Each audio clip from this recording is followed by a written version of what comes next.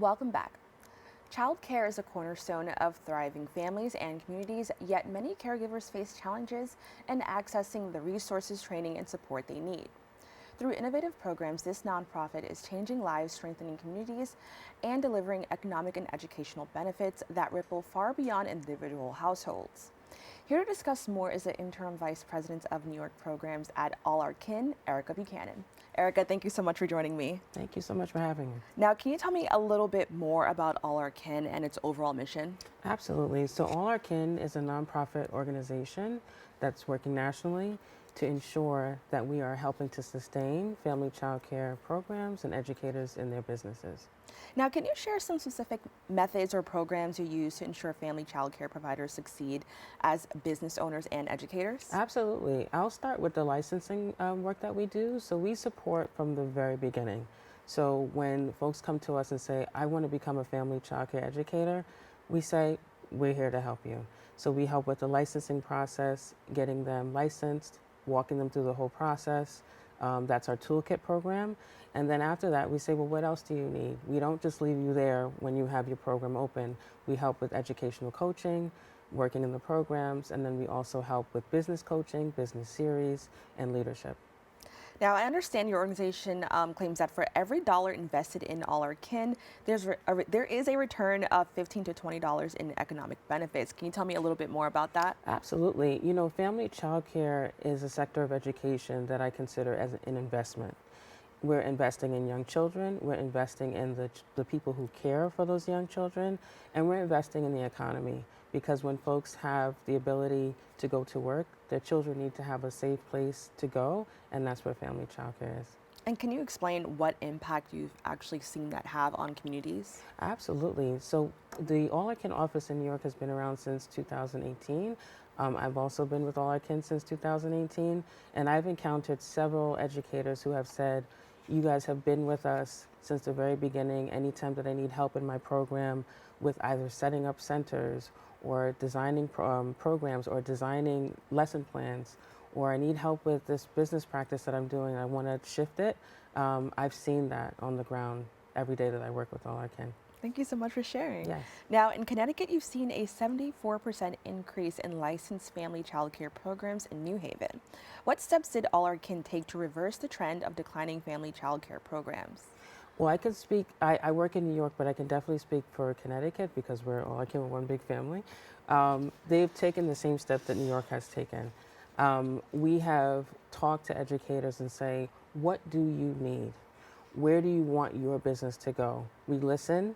We then in turn plan programming to make sure that we're listening to what they need each day. Now, research shows that children in the care of All Our Kin providers demonstrate better social emotional development. What makes the care and education provided by your network different from non-All Our Kin providers? Well, don't say that it's a difference, but specifically around family child care, it is a sector of education that is designed to be a place, a haven for children who want like a smaller setting. And so we help educators identify what they want in those spaces for their children. And we think about the goals that they have for their children. We think about the goals that they have for their program. We get in there, we help them, and we make sure that we are making sure that those programs are doing very well. Now, the Family Child Care Network offers many resources, including mentorship and professional development. Can you elaborate on some of the most popular programs or services that have been especially beneficial for providers? Definitely. Well, one big thing that we just did at Bronx Community College was we did our conference. We've been in hiatus because of COVID since 2019, and we were able to put that on at Bronx Community College on November 16th. And there we were able to continue to showcase some of our work. So we did a lot of professional development around the topics that would aid young children and aid also the educators that are working with those young children. The popular ones are the ones that we offer, right? We offer business series, which is a 10-week program that supports educators in honing in on their business practices as business owners with their childcare programs. We also have educational coaching. And that's a hot topic for our educational coaches who support the educators in their programs, supporting the young children that they have in their programs. Now, I want to mention that we are in New York City, so of course we have a very diverse population. How does your organization ensure that it's meeting the needs of, so many different communities? Well, one thing that we definitely do is we talk to educators. We really try to get into the community. We have a lot of community outreach events that we do. We make sure that we had a goal last year of actually having an outreach event every month so that we can get into the community, understand the needs, and assess how we can support those needs and then work with them. And I understand the programs are bilingual, so they're offered in Spanish and And English. English. Can you tell me a little bit more about that effort? Absolutely.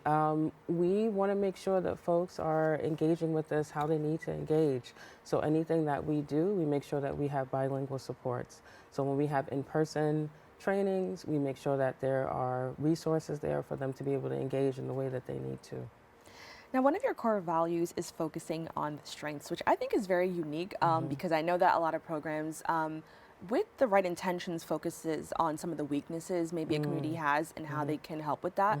But can you talk about, the mission behind focusing on strength? Absolutely. It's one of our special sauces, I'll say, ingredients in our special sauce. When you are working with a diverse population and you're working with diverse children, you have to really take the time to see what are they really good at? What makes them feel great about what they're doing? You tap into those things and then you're able to build from that. You don't build from the bottom up, you build from where they feel strong. Now, can you discuss how All Our Kin's history, particularly its response to the Personal Responsibility and Work Opportunity Reconciliation Act, influenced your current approach to family child care support and advocacy? Absolutely. You know, the pandemic really showed us that educators are essential.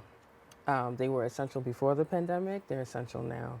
So when we think about how they are ingrained in the community, what they possess as a necessary part of the community, we wanted to ensure that we were advocating on their behalf and making sure that they had all the resources that they needed to be able to do the work that they do each day for the community.